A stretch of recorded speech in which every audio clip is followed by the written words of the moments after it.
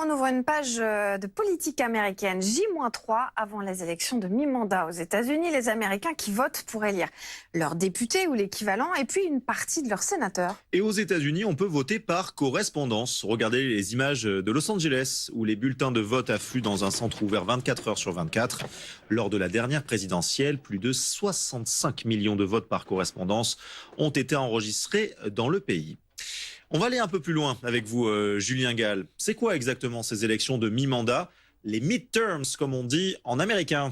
Exactement, Gaël. Alors les midterms, eh bien, ils ont lieu 2 ans après l'arrivée au pouvoir du président, donc 2 ans après l'arrivée au pouvoir de Joe Biden. Cette année, ils se déroulent le 8 novembre et le but, c'est de renouveler les 2 chambres, les 2 parlements aux États-Unis. Alors un renouvellement complet pour la Chambre des représentants, qui est l'équivalent de l'Assemblée nationale aux États-Unis et qui représente l'ensemble des citoyens américains, et un renouvellement d'un tiers au Sénat, qui représente les 50 États fédérés des États-Unis. Alors, à noter que pour voter, il faut avoir 18 ans, être citoyen américain et inscrit sur les listes électorales. Alors, dans le détail, sur les 435 membres élus de la Chambre des représentants, les mandats de 220 députés démocrates sont remis en jeu, ainsi que de 212 membres des républicains. 3 sièges sont vacants. Au Sénat, 35 des 100 sièges sont renouvelés, un tiers, je vous le disais, dans le détail, 14 démocrates et 21 républicains.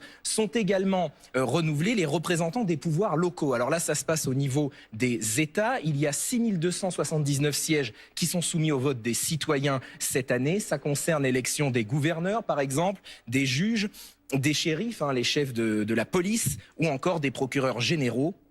Et puis enfin, il y a 133 référendums locaux qui sont organisés, toujours au niveau des États, donc sur des sujets divers et variés, des thèmes comme l'éducation, les impôts, les infrastructures, l'avortement, on en a beaucoup entendu parler dans l'actualité, la santé ou encore la légalisation de la marijuana à des fins récréatives. Merci beaucoup, Julien Gall.